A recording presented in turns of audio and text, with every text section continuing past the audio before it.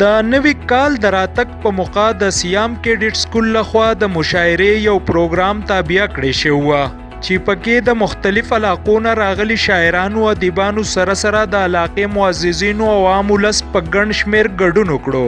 د دغه پروګرام ستر میلمه د تحصیلي بریکوټ PSMA صدر او خیبر ایجوکیشن اکیډمي ډایرکټر انجینیر شرافت علي و. تانا ادبي ټولنه، علم ادبي ټولنه، ژوندي لیکوال او نور آزاد شاعران هم د دغه مشاعرې حصه وو. د مشاعرې صدارت زرنوش شهاب او د سټیج سیکرټري ذمہواری فضلي معبود صایم ترسره کړه.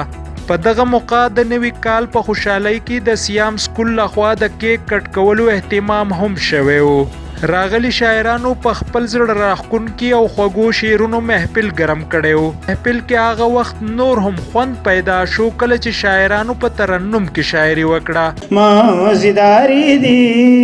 مازیداری دی ستا د کلی لارې، ستا د کلی لارې، ستا د کلی لارې، ستا د کلی لارې، وی وی وی مازیداری دی حسنداری دی ستا د کلی لارې، مازیداری دی. په دې پوښتنه خاوره د پوهانو کمې نشته، لالونه کرا غونډ کړل چا د هار په دایره کې. چې ستا د نوم نه شروع کړم بس دا پوره ده او زما مالکه ماله صرف ستا رضا پوره ده. او ستا د عمل بربادي دومره ډېر ساعت نه غواړي، ستا د عمل بربادي دومره ډېر ساعت نه غواړي او ستر زبرګه دا ستا چا ګناهګار پورې خندا پوره ده.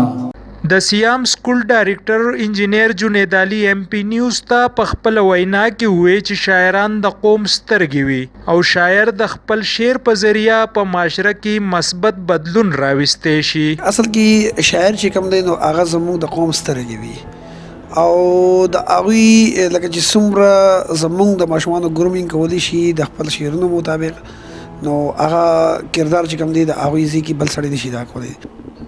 د نوي کال د راتګ په موقع باندې د سیام کیډټ سکول لخوا منعقد کړی شوی په دغه مشاعره کې د علاقې ستر شاعرانو سره د دې علاقې معززینو هم په ګڼ تعداد باندې شرکت وکړو.